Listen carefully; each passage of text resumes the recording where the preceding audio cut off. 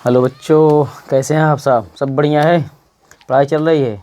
आज हम आपके सामने जो क्वेश्चन लेके आए हैं बहुत ही इम्पोर्टेंट क्वेश्चन है। Very very important question. क्या पूछा है? कह रहा है कि प्राथमिक, द्वितीयक तथा तृतीयक एल्कोहलों में विभेद करने वाला विहाइड्रोजनीकरण परीक्षण लिखिए तथा रासायनिक समीकरण भी दीजिए। पूछा आपसे 2018 में। फिर पूछ रहा है एसिटाल्डिहाइड बनाने की विहाइड्रोजनीकरण विधि का रासायनिक समीकरण लिखिए। किस साल में पूछा? 2014 में, 2019 में पूछा यही क्वेश्चन। फिर कह रहा है प्राथमिक, द्वितीयक तथा तृतीयक एल्कोहलों में विभेद करने वाला एक रासायनिक परीक्षण लिखिए तथा समीकरण भी दीजिए। ये पूछा 2009 में और साथ ही साथ 2018 में पूछा। बहुत ही इंपॉर्टेंट क्वेश्चन है। क्या पता करना है? हमें नहीं पता है कि प्राथमिक एल्कोहल है, द्वितीयक एल्कोहल है, तृतीयक एल्कोहल है।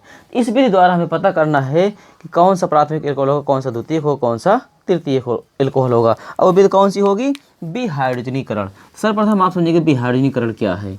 जब एल्कोहल की वाष्प को तप्त कॉपर धातु पर प्रवाहित करते हैं 300 डिग्री सेल्सियस ताप पर, तो क्रियात्मक समूह का मीन्स OH, जो OH होगा, हाइड्रॉक्सिल समूह होता है उसमें का OH, साथ साथ अल्फा हाइड्रोजन गैस के रूप में निकल जाते हैं। इस क्रिया को विहाइड्रोजनीकरण कहते हैं। इसमें आपको एल्डिहाइड प्राप्त होगा, साथ ही साथ कीटोन प्राप्त होता है। लेकिन जो तृतीयक एल्कोहल होता है उसमें विहाइड्रोजनीकरण नहीं होता है, उसमें निर्जलीकरण होता है, जल अणु के रूप में निकल जाता है। कौन सा निर्जलीकरण क्या है? जल का अणु के रूप में निकलना ही निर्जलीकरण कहलाता है। जल का अणु के रूप में निकलना निर्जलीकरण कहलाता है। आइए देखते हैं एक एक करके। हटाएं इसे थोड़ी देर के लिए, लिख लिया आप।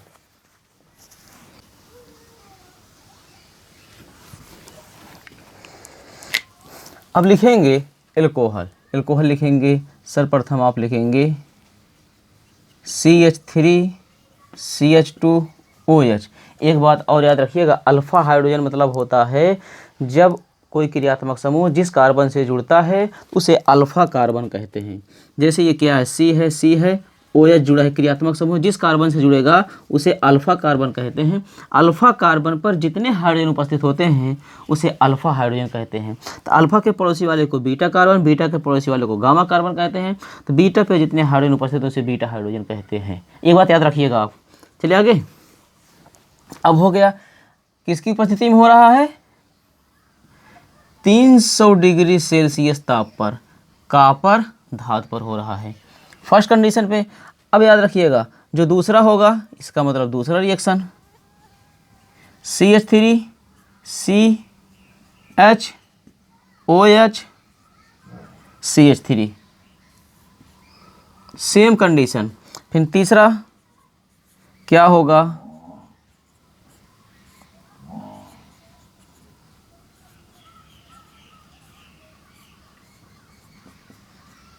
ये तृतीयक एल्कोहल है। इसका मतलब जितने डिग्री कार्बन से जुड़ेगा उतने डिग्री एल्कोहल होगा। 1 डिग्री कार्बन जुड़ेगा तो प्राथमिक, 2 डिग्री से जुड़ेगा तो द्वितीयक, 3 डिग्री कार्बन जुड़ेगा तृतीयक एल्कोहल होगा। तो ये क्या होगा? इसका मतलब ये है प्राथमिक एल्कोहल। तो ये क्या है? द्वितीयक एल्कोहल। ये क्या है? तृतीयक एल्कोहल। लेकिन हमें ये नहीं पता है प्राथमिक कौन है, द्वितीयक कौन, तृतीयक कौन है, पता करना है। तो याद रखिएगा क्रियात्मक समूह में उपस्थित हाइड्रोजन तथा अल्फा हाइड्रोजन मिल करके H2 गैस बनाते हैं। ठीक। अब जैसे सेम टू सेम आप ऐसे लिख लो। इसका मतलब CH3 CHO। अब कहेंगे भाई ये ऑक्सीजन, मैं अकेला हूँ, इसका मतलब ऑक्सीजन की बैलेंसी तो होती है। कह रहा भाई मुझे जोड़ लो, मेरा भी अष्टक कंप्लीट हो जाए, इसका भी कंप्लीट हो जाए। तो इसका मतलब क्या हुआ? CH3 CHO। अब ये क्या है? एसिटाल्डिहाइड है, लेकिन इसे एल्डिहाइड भी कहते हैं।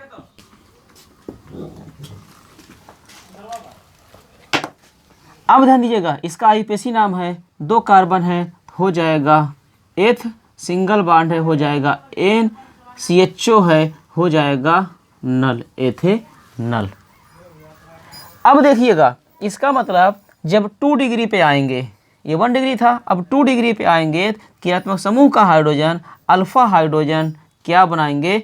H2 बनाएंगे, हाइड्रोजन गैस निकल जाएगी। जो बच रहा है सेम कंडीशन पे आप वैसे ही लिख लो, C ये, फिर CH3 ये। कह रहा है भाई मुझे भी जोड़ लो दोनों हाथों से। अब क्या रहा है, दोनों हाथ जोड़ेंगे, इसका मतलब दो वैलेंसी से क्या बना, एसीटोन बना। एसीटोन मतलब कीटोन, इसे कॉमन नेम फेमस नाम है एसीटोन, फेमस नेम एसीटोन, या इसे कहते हैं प्रोपेनोन या प्रोपेनोन 2 या प्रोपेन 2 ओन। आई बात समझ में। अब ध्यान दीजिएगा, फिर जब ये होगा तो इसमें क्रियात्मक समूह में OH तो है, OH में H उपस्थित है, बट अल्फा हाइड्रोजन इसमें नहीं है। इसमें अल्फा हाइड्रोजन 2 थे, इसमें 1 है, इसमें है ये नहीं है। तो ये क्या करेगा, अपने नीचे वाले से रिएक्शन करेगा, पड़ोसी के पास जाएगा, कह रहा भाई मेरे पास कोई नहीं है जरूरत, आप ही हाइड्रोजन दे दो। ये हाइड्रोजन लेगा, लेकिन यहाँ पर OH निकलेगा, ये H लेके क्या बनाएगा, जल बना लेगा। यहाँ पर विहाइड्रोजनीकरण नहीं होगा, यहाँ पर निर्जलीकरण होगा।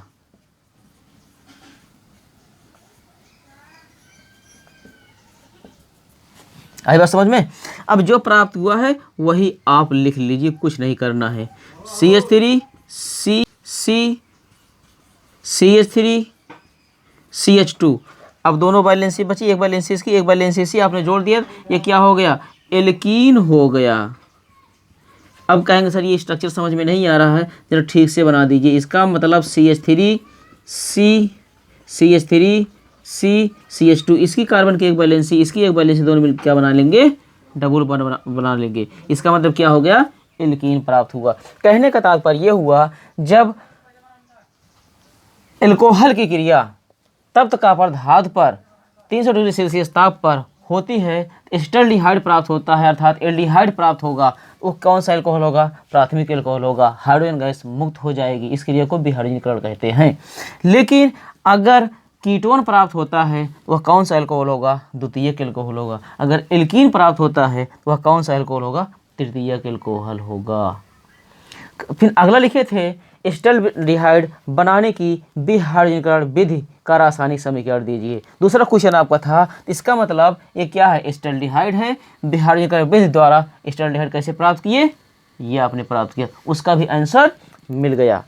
आई बात समझ में। देखेंगे विहाइड्रोजनीकरण क्या होता है, जब एल्कोहल की वाष्प को तप्त कॉपर धातु पर 300 डिग्री सेल्सियस ताप पर प्रवाहित करते हैं तो एल्डिहाइड एवं कीटोन प्राप्त होता है, साथ ही साथ हाइड्रोजन गैस मुक्त हो जाती है। यह क्रिया विहाइड्रोजनीकरण कहलाती है। लेकिन जो तीसरा 3 डिग्री एल्कोहल होगा, इसमें विहाइड्रोजनीकरण नहीं होता है, इसमें जल निकलता है, जल अण के रूप में निकल जाता है, इसलिए इस क्रिया को निर्जलीकरण कहते हैं। आई बात समझ में। तो बस आज इतना ही। वीडियो कैसा लगा कमेंट बॉक्स में ज़रूर बताइएगा। धन्यवाद।